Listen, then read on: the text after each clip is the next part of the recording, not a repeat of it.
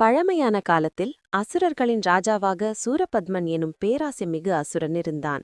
அவன் கடுமையான தவம் செய்து பிரம்மாவிடமிருந்து என்னை ஒரேயொருவன் மட்டுமே அழிக்க முடியும் என்ற வரம் பெற்றான். அந்த வரத்தின் வலிமையால் சூரபத்மன் தெய்வங்களை வெற்றி கொண்டு 3 உலகங்களையும் ஆட்சி செய்ய ஆரம்பித்தான். தெய்வங்கள் அனைத்தும் துன்பப்பட்டு பரமசிவனிடம் புகலிடம் வேடின. அதற்காக சிவபெருமான் தன் தெய்வீக சக்தியால் 6 தீக்கதிர்களாக வெளிப்பட்டு அவை சரவண பொய்கையில் விழுந்து அங்கிருந்து 6 அழகான குழந்தைகள் பிறந்தனர். பார்வதி தேவியின் அருளால் அந்த 6 குழந்தைகள் ஒன்றிணைந்து ஒரே தெய்வீக இளைஞராக முருகப்பெருமான் ஆனார். முருகன் வேல் எனும் தெய்வ ஆயுதத்தை தன் தாயிடமிருந்து பெற்றுக்கொண்டு தெய்வங்களின் படையுடன் சூரபத்மனை எதிர்கொள்ளச் சென்றார். திருச்செந்தூர் கடற்கரையில் ஆற்றங்கரை போர் ஆரம்பமானது. முருகன் தன் வேலால் அசுரர்களை வீழ்த்தி சூரனின் 2 சகோதரர்கள் சிம்மமுகன், தாரகாசுரன் ஆகியோரை தோற்கடித்தார்.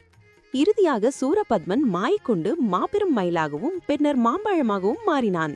ஆனால் முருகன் தன் வேலால் அவனை குத்தி அவன் அகந்தையை நசித்தார். சூரபத்மன் தன் பாவத்தை உணர்ந்து தெய்வத்தின் மன்னிப்புக்காக வேண்டிக் கொண்டான். முருகன் கருணையுடன் இனி நீ என் வாகனங்களாக இருப்பாய் என ஆசீர்வதித்தார். அவ்வாறு சூரன் மயிலாகவும் சேவலாகவும் மாறி முருகனின் சேவகர்களாக ஆனார்கள். அந்த நாளிலிருந்து அந்த அற்புத நிகழ்வு சூரசம்ஹாரம் என அழைக்கப்பட்டது.